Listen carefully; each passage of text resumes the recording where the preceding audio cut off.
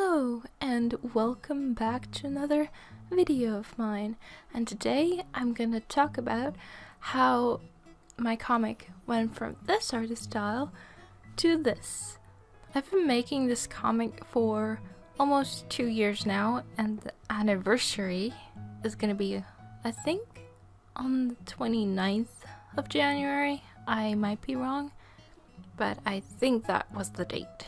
This comic is slice of life, crime, and mystery, and I really love making this comic. It's just, I love the characters as well. They're just so adorable. They're just so cute.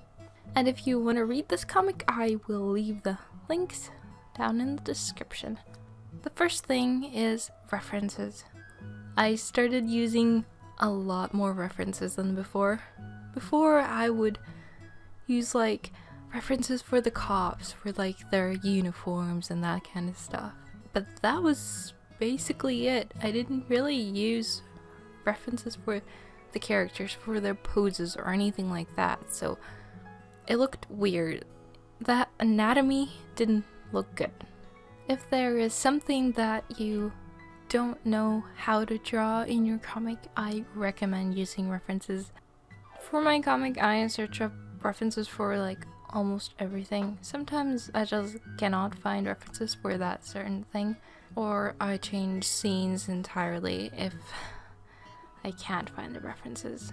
Sure, I might rely on references a bit too much, but I find that it helps a lot, and it did help me improve my art, because by using references in my comics, my regular art also improved, which is nice. The second thing is a cleaner sketch.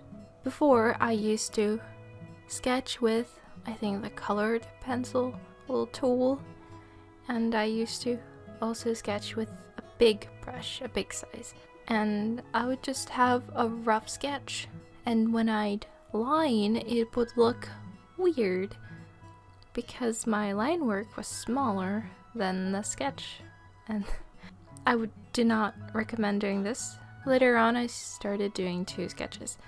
The first one is the rough sketch, and then a cleaner sketch with smaller lines, and that helped with the line work. Because when you have the bigger sketch, you don't really know where you have to put the lines. In the end, it's just gonna look weird. Third thing is varied line width. I used to just have a single line width. I would draw with a small pen, and that would just be my comic. It was quick, it was fast, it looked weird. Later on, I wasn't so strict.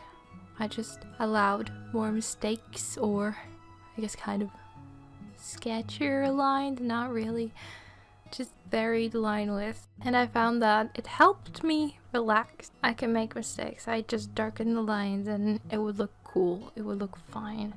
I actually never saw this as a problem, but that got pointed out as a criticism at the start. When I first read that comment, I didn't feel good about it, as like, I don't see any problem with this, I'm fine with my lines. When I thought about it a bit more and looked at my art, I did see that, yeah, that was definitely a problem, and I tried to fix it. And now I not only do that with my comic, I do that with every single other art piece.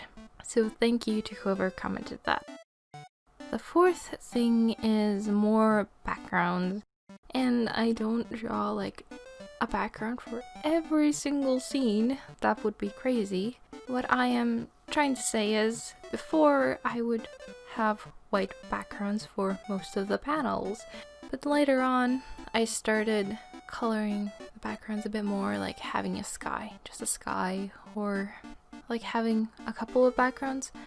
Before, it would be really rare that I would have a background. I just did not want to draw the backgrounds, and now I'm just trying to draw a lot more things. Like in the most recent update, I had to draw a car, as you can see in this video, and that was extremely difficult because that is not something I do very often. I rarely ever draw cars.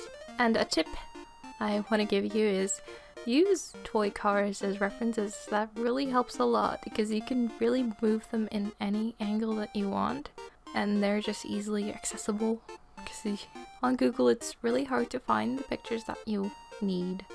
And in real life, you can't just pick up a car and move it the way you want it. With this one, I used my RC car, and I spent way too much money on this. It was so expensive, but I love this car. You can even open the doors, and I heavily reference this car. I do not know how much this car costs in real life. It is probably a lot, but I'm gonna ignore that fact for this comic. This character probably cannot afford this car, but who cares? It's just for aesthetic. I recommend drawing the things that you cannot draw. I really recommend that. It might seem scary. It will help you improve in your art. The fifth thing is update less frequently. My comic, I used to update this comic every single week. I would miss a lot of updates here and there because I just couldn't keep up with it. But when I started back then, I didn't really put that much effort into the comic, so it wasn't that bad if it was weekly. But now that I'm putting this much effort into it, I cannot update it weekly. And I decided to do it every other week, and I'll see if that works. If you do update weekly and you do not have a buffer, you are gonna suffer. You will suffer. Because I also have, alongside these comics, I have schoolwork to do. And that means sitting in front of my computer screen for who knows how many hours. And then I also have just homework. Because of course we get given homework as well. And so that also needs to be done. And then I'm just so drained that I cannot work on the comic. And I really recommend not updating your comic every single week. And that's basically it. I didn't really do that much. All of this can basically just be summarized as I put more effort into my comic. So anyways, I hope you enjoyed this video, and goodbye.